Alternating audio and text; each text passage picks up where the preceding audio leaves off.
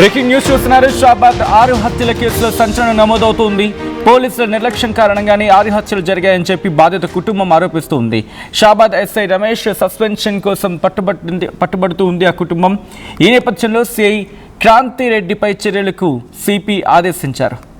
నిందితుడు రాజ్ కుమార్పై POCSO case నమోదైనా అరెస్ట్ చేయలేదంటూ షాబాద్ పోలీసులు అంశం ప్రస్తుతం అతడి కుటుంబం అంటే బాధితుల కుటుంబం ఆరోపించింది.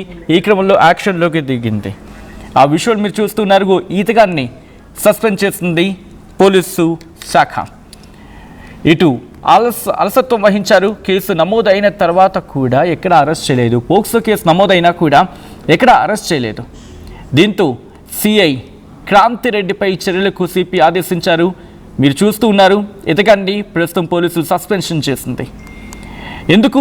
ఎందుకంటే నిందితుడు రాజ్ కుమార్పై పోక్సో కేసు నమోదైనా అరెస్ట్ చేయలేదు షాబాద్ పోలీసులు. పోక్సో కేసు నమోదై 55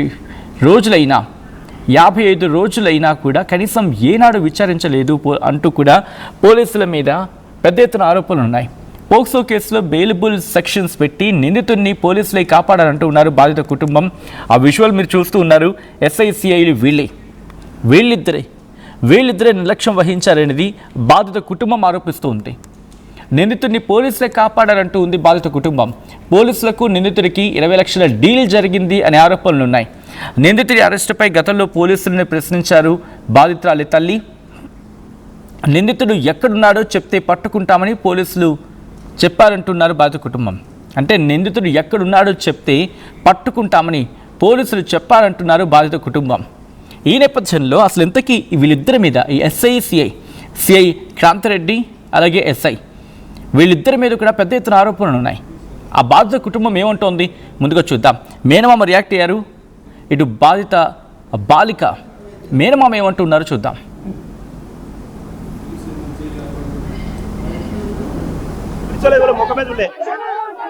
ఆడేడే చేసి రిమాండ్ చేసిరు చేయలేదు. బెయిల్ మీద తిరుగుతున్నా అని ఇష్టపెట్టేసారు కేసుని. వదిలిపెట్టేసారు. కేసు ఏడే చేసారు. ఆయన బెయిల్ మీద తీసుకోవాలి కోర్టులో. ఏ కోర్టులో పోలీసులు ఏం చెప్తున్నారంటే బెయిల్ వచ్చింది, బెయిల్ మీద ఉన్నాడు. వాళ్ళు లేనేలేరు ఇప్పుడు. అందరు ఎవరు లేడు. వేరే పోలీసు వాళ్ళు వచ్చారు ఇప్పుడు బందోబస్తు. వాళ్ళు లేనేలేరు. సెటిల్మెంట్ గా వీళ్ళు మొత్తం సెటిల్మెంట్. పక్కన ఉంది ఫైల్. కేసు పెట్టినాక 1 వీక్ పోయినా నేను అడగడానికి అప్పుడు సిఐ రమేష్ కి అప్పచెప్పిరు ఆ కేసుని.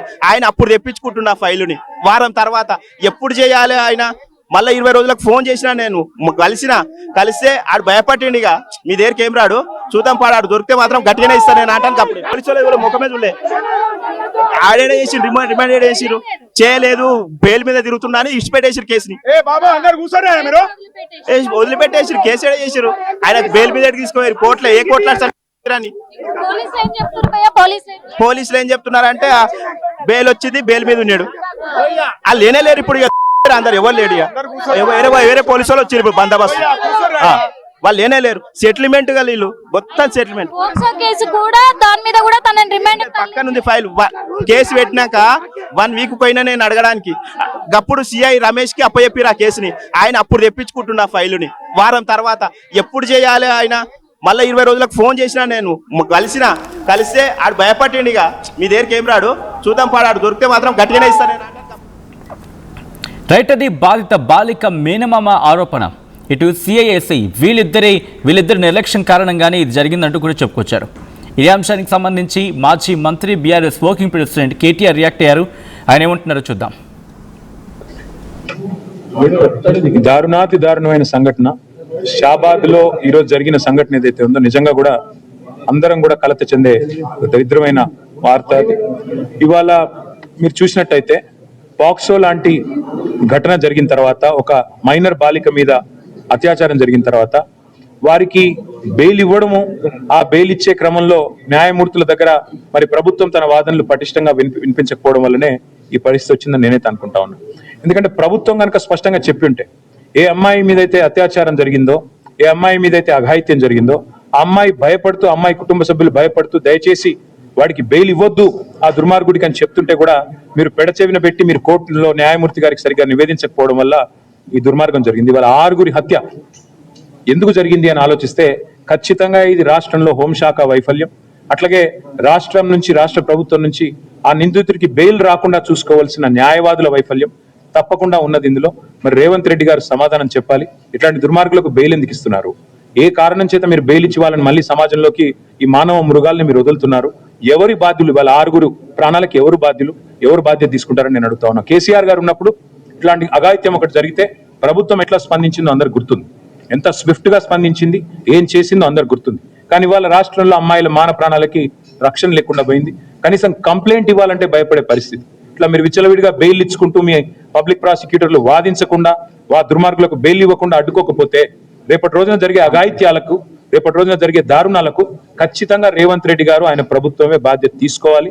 ముమ్మాటికి ఈ 6 హత్యలు ఏవైతే జరిగినాయో ముమ్మాటికి ఇవి ప్రభుత్వ హత్యలు. ఖచ్చితంగా ప్రభుత్వ చాతగాంతనం వల్ల జరిగిన హత్యలు, ప్రభుత్వ అసమర్థత వల్ల జరిగిన హత్యలు. ఇవాళ ఒక ఆడపిల్ల తండ్రిగా చెప్తా ఉన్నాను. ఎంత బాధ అవుతుందండి?